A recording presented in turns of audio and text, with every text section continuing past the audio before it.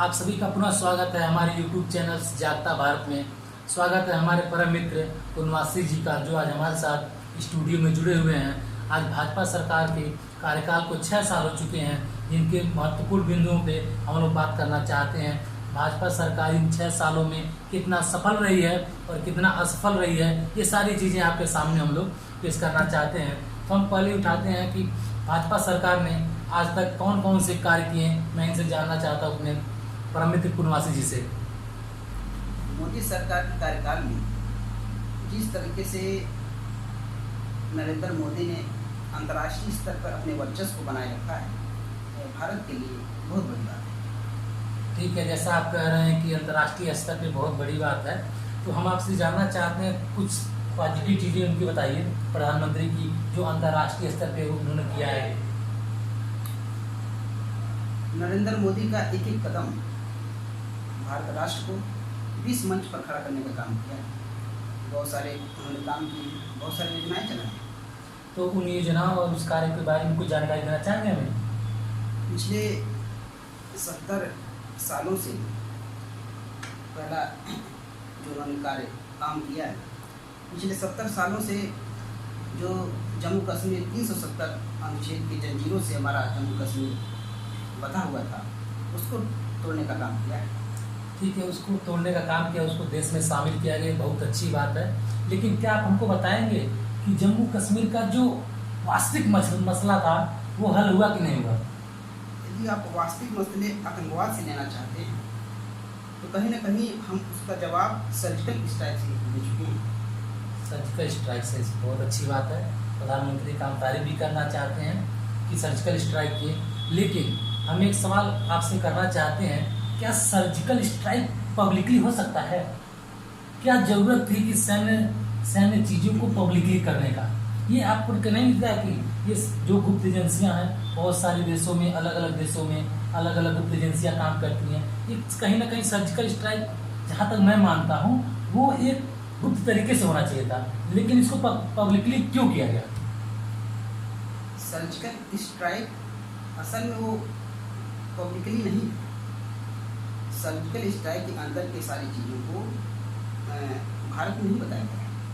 भारत के सैनिक तक ही वो सीमित रहा है और सर्जिकल स्ट्राइक के माध्यम से ही हमने यह साबित किया है, जो पारंपरिक युद्ध अभी तक हमने लड़ा है और लड़ता रहे हैं, उसकी जगह हमने एक मॉडर्न युद्ध के रूप में सर्जिकल स्ट्राइक को सामने लेकर आए हैं। सर्जिकल स्ट्राइक आप बोल रहे हैं कि पब्लिकली नहीं हुआ, लेकिन आप किसी भी देश के अखबार न्यूज चैनल से देख सकते हैं कि पब्लिकली हो चुका है, क्योंकि प्रधानमंत्री खुद ब्रांडिंग कर रहे हैं इस चीज़ की, खुद इस चीज़ के अपने भाषण में बोले हैं सर्जिकल स्ट्राइक, हमने जवाब दिया पाकिस्तान को। ये सारी चीज़ें जो गुप्त एजेंसियों के तहत होना चाहिए, ये नहीं होना चाहिए। इस पर आपका क्या विचार है? मौजूदा सरकार ने जब इस 2016 में पाकिस्तान के खिलाफ हमने सर्जिकल स्ट्राइक किया, तो सर्जिकल स्ट्राइक करने के बाद, आतंकवादियों को मारने के बाद इस बात को ओपन किया गया, न कि पहले। ओपन करने की जरूरत क्या थी?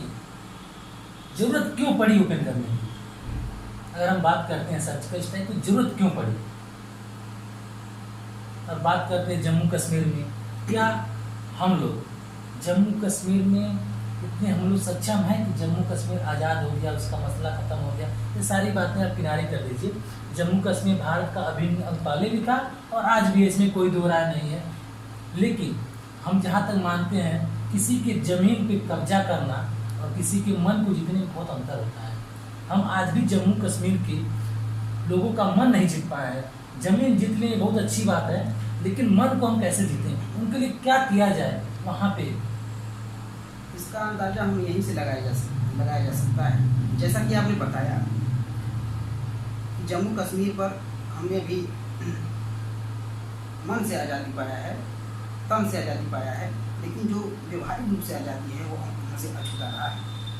आपकी बात सही है, कहीं न कहीं इसमें हस्तक्षेप आतंकवाद का रहा है, वहाँ का पब्लिकली जो मुद्दा रहा है। जैसे कि भारतीय सैनिक जब वहाँ पर जाते थे, भारतीय आर्मी के लोग जाते थे, तो पथराव ज़्यादा होता था। आज के दौर में ऐसा नहीं है। अब जम्मू कश्मीर के लोग, वहाँ के जो पब्लिक है, और भारतीय सैनिक से समन्वय बनाने के चल रहे हैं। समन्वय, ठीक है, बहुत अच्छी बात है कि जम्मू कश्मीर के नागरिक भारत की आर्मी का सम्मान कर रहे हैं। हम भी चाहते हैं कि हमारे देश की आर्मी का सम्मान हो। ठीक, अब हम बात करते हैं, प्रधानमंत्री जी ने बोला था 2 करोड़ रोजगार के लिए। ठीक, तो कहाँ तक भाजपा सरकार इन 6 सालों में 2 करोड़ रोजगार पर सफल हुई है, हम आपसे हम जानना चाहते हैं। मोदी सरकार के 6 साल के चुनावी कैरियर में यह बात तो तय है कि उसने उन्होंने भारत को एक चरम सीमा पर लाकर पहुंचा दिया है। लेकिन कुछ बातें आम जनता के लिए भी जरूरी हैं, जैसे कि 2 करोड़ का रोजगार। इसमें कहीं न कहीं हम विफलता पाए हैं, इस बात में कोई दो राय नहीं है। लेकिन हमने प्राइवेट सेक्टर के माध्यम से, गवर्नमेंट के माध्यम से, कुछ स्किल डेवलपमेंट के माध्यम से हमने लोगों को रोजगार दिया। ठीक है, हम देख रहे हैं इस समय हाल ही में बहुत सी चीज सरकारी संस्थाओं का प्राइवेटाइजेशन किया जा रहा है, तो उस पर आपकी क्या राय है? क्या ये प्राइवेटाइजेशन सही है आपके नज़रिए से? आप बताइए। देखिए, प्राइवेटाइजेशन जो है, एक शब्द सही है या नहीं सही है ऐसे नहीं निर्णय लिया जा सकता है। प्राइवेटाइजेशन का मतलब है तेजी। हम भारत को, आप अब जापान को देख लीजिए, अन्य कंट्री को देख लीजिए, जो जिस तेजी की दुनिया में चल रहे हैं। फर्स्ट वर्ल्ड वार के दौरान जिस तरीके से जर्मनी हताश था, और आज के दौर में देख लीजिए टॉप 10 में उसका नाम है। तो यहाँ प्राइवेटाइजेशन का मतलब है तेजी से आगे बढ़ना। तो आपको कहीं नहीं लग रहा जो समाज का एक बहुत ही अल्पसंख्यक समाज, बहुजन समाज जिसे हम बोलते हैं, इसमें देश की लगभग 85% आबादी है, वो समाज की मुख्य धारा से वंचित होती जा रही है? यदि आप अल्पसंख्यक की बात कर रहे हैं तो टाइम्स मेगाफोन में यह मौजूदा 6 सालों में यह पाया है, उन्होंने अल्पसंख्यक 65% मोदी सरकार को पसंद किए हैं। तो आप कैसे कर सकते हैं कि उनके लिए कुछ कर नहीं रहे? पसंद और नापसंद की बात यहाँ नहीं है। सरकार अल्पसंख्यकों, बहुसंख्यकों के लिए काम क्या कर रही है, बात ये है। भाषण देना अलग बात है, काम करना अलग बात है। एक काम मैं यहाँ पर गिनाना चाहता हूँ, 3 तलाक। 3 तलाक वह मुद्दा जो मुस्लिम महिलाओं की हताश करने वाला था, उनके आत्मसम्मान को गिराने वाला था। लेकिन मोदी सरकार ने, जैसे कोई ये कैसे कह सकते हैं हम, एक मुस्लिम अपनी पत्नी को 1 बार, 2 बार, 3 बार तलाक कहने से उसका संबंध कैसे टूट सकता है? हमारे हिंदू समाज में इतनी मजबूती है कि वह मजबूती हमने मुस्लिमों में, अल्पसंख्यकों में लागू किया, और ऐसा अब नहीं होगा। अगर मुस्लिम महिलाओं के पास आत्मसम्मान है, वो आत्मसम्मान से जी रहेगी। जी, हम आपका बात का पूरा समर्थन करते हैं, लेकिन हम एक बात और भी कहना चाहते हैं साथ साथ कि मुस्लिम महिलाओं को तो आपने न्याय दे दिया, लेकिन बात करें हिंदू महिलाओं के न्याय के लिए, तो उस पर आपका क्या विचार है? जो आज का जो डाटा है, वो प्रत्येक 3 मिनट पे एक हिंदू या भारतीय नारी का रेप हो रहा है। इस पर आप क्या बात करना चाहेंगे? ये कहाँ कड़ी, हम इसमें हम कहाँ पीछे पड़ रहे हैं? जहाँ तक बात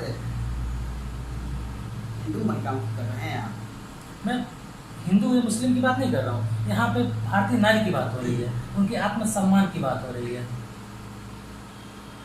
ये 3 तलाक का मुद्दा बहुत ही अच्छा रहा है, ठीक, हम भी इसका सपोर्ट करते हैं। लेकिन साथ ही साथ हमें ये भी ध्यान देना है, भारतीय किसी भी, जैसे बाबा साहब अम्बेडकर ने भी कहा है कि किसी भी देश के विकास को हम वहाँ के नारियों के विकास से तुलना कर सकते हैं। लेकिन आप देख रहे हैं यहाँ देश में, ठीक, बहुत ही ये घिनौनी मानसिकता है कि देश में प्रत्येक 3 मिनट पे एक बलात्कार होता है। इन बलात्कारियों के लिए सजा का प्रावधान करना चाहिए। तो इसके लिए हम चाहते हैं कि संसद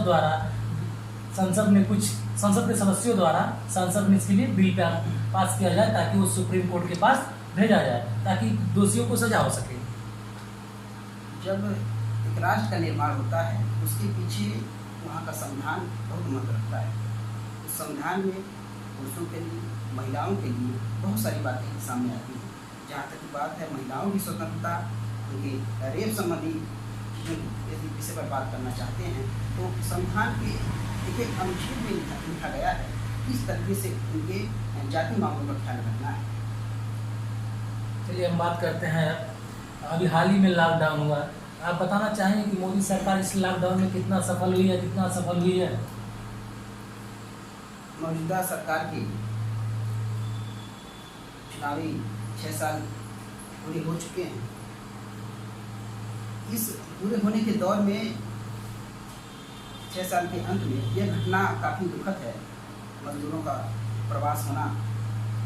इसमें कहीं न कहीं हमारी पूरी तैयारी नहीं है, इससे हम अछूते रहें। इस बात को मानने में कोई दो राय नहीं है। तो आप इस चीज़ को स्वीकार करते हैं कि लॉकडाउन गलत तरीके से लिया गया, कहीं ना कहीं गलत तरीका, जल्दबाजी कर दिया गया, इस चीज़ को आप मानते हैं? निर्णय बहुत जल्दी में हो गया। जी, यह लॉकडाउन का जो सिस्टम रहा है सिस्टमेटिकली नहीं चला, नहीं कोपिंग हुआ, कोई विशेष रूप से तैयारी नहीं थी। तो लेकिन लॉकडाउन का निर्णय एक सही मानने वाला तरीका रहा है। तो हम आपसे कहना चाहते हैं कि अभी जिस समय कोरोना वायरस पूरी दुनिया जिस तरह चपेट में था कोरोना वायरस के, इस समय अहमदाबाद, गुजरात के अहमदाबाद में डोनाल्ड ट्रंप का स्वागत किया गया बहुत ही भव्य तरीके से। साथ ही साथ कोरोना महामारी पूरे भारत में उस समय बहुत तेज़ी से फैल रही थी। तब भाजपा सरकार ने उस चीज़ पे नहीं रोक लगाया, अपना अहमदाबाद में रैली की, स्वागत किए, ये अच्छी बात है, ठीक है, किसी देश के राष्ट्रपति, प्रधानमंत्री जो भी हैं उनका स्वागत किया जाए। लेकिन साथ ही साथ बहुत ही बड़ा सवाल है कि हम बीमारी दूसरे देश से अपने देश में स्वयं लेके आए। ये सोचने वाली बात है कि अगर कोरोना वायरस चल के तो आया नहीं, इंसानों के द्वारा ही लाया गया। आपको पता है कि अदर कंट्री में कोरोना वायरस की बहुत ही ज़्यादा चपेट में है, अब लाखों की संख्या में लोग मर रहे हैं और उस चीज़ को आपको ध्यान में रखना चाहिए। तो आप क्या कहना चाहेंगे? जहाँ तक बात है कोरोना महामारी का और उसी संबंधी बात है चुनावी प्रक्रिया और बात है जो रैली का अहमदाबाद वाला, इसमें मैं यह कहना चाहता हूँ यह जो बीमारी रही विदेशों से आई, विदेशों से ही पनपी, चीन से यूरोप से अन्य कंट्री में जाने लगा। जिस समय ये फैल रहा था, खासकर भारत में जब फैलना शुरू हुआ, इसके महत्व को लोग समझे नहीं, इसको काफ़ी संज्ञान में नहीं लिया। ठीक वही काम भारत भी कर रहा था। भारत के कुछ बुद्धिजीवी इस पर विचार विमर्श कर ही रहे थे, लेकिन वक्त हमसे निकल ही जा रहा था। इस पर कोई विशेष रूप से सफाई नहीं देना चाहते। कोरोना जैसी महामारी में क्या ये रैली करना सही था? रैली करने के लिए कोई मना नहीं है, देश में रैली कीजिए, लेकिन जो भी भारत से बाहर नागरिक रहते हैं उनको एयरपोर्ट पे ही ठीक थर्मल स्कैनर किया जाए, उनके कोरोना जांच के लिए सैंपल भेजा जाए। अगर ये चीज़ें अगर कहीं एयरपोर्ट पे ही रोक दी गई होती तो आज पूरे देश में कोरोना जैसी महामारी के चपेट में भारत नहीं आता। इस पर आप क्या कहना चाहेंगे? दौर ऐसा आ गया है कि भारत मुस्लिम हो गया। उस वक्त इतना सोचा नहीं गया था। बात जहाँ तक एयरपोर्ट पर प्रवासियों को रोकने की बात है, इसमें हम असफल रहे हैं, पूरी तैयारी नहीं थी। मैं बस यहाँ कहना चाहता हूँ। तो आप ये मानते हैं कि लॉकडाउन पूरी तरह से निर्णय गलत लिया गया, बिना तैयारी किए हुए, और साथ ही साथ ये बीमारी को भारत में फैलाया गया? तो मजदूरों वर्ग को छोड़कर जो बड़े बड़े उद्योगपति हैं उनके द्वारा ये बीमारी भारत में लाया गया। तो अंततः आप जाते जाते, ठीक है, मोदी जी के बारे में आप हमारी जनता को क्या संदेश देना चाहते हैं? मोदी जी की उपलब्धियां कहीं एक जगह स्थिर नहीं रही, बल्कि भारत से विदेशों में भी गई हैं। भारत के अंदर ही उन्होंने बहुत सारे काम किया। मैंने इसके कुछ समय पहले जिक्र किया। भारत में जो हिंदुवादी मुद्दा जो चल रहा था अयोध्या, उस मामले को उन्होंने सुलझाया। अब उसको किसी खंडहर में ढूंढने की जरूरत नहीं है। साथ ही साथ उन्होंने स्वच्छता पर विशेष ध्यान दिया। 2000 जब उन्होंने शपथ लिया प्रधानमंत्री का, तो उसी दौरान ये आह्वान किया स्वच्छता की तरफ चलने का। हमारे YouTube चैनल में आने के लिए हम इनको बहुत बहुत धन्यवाद देना चाहते हैं। साथ ही साथ अपने दर्शकों से कहना चाहते हैं कि जागता भारत चैनल आपके लिए नई सवेरा इसी तरह लाता रहेगा। जय हिंद।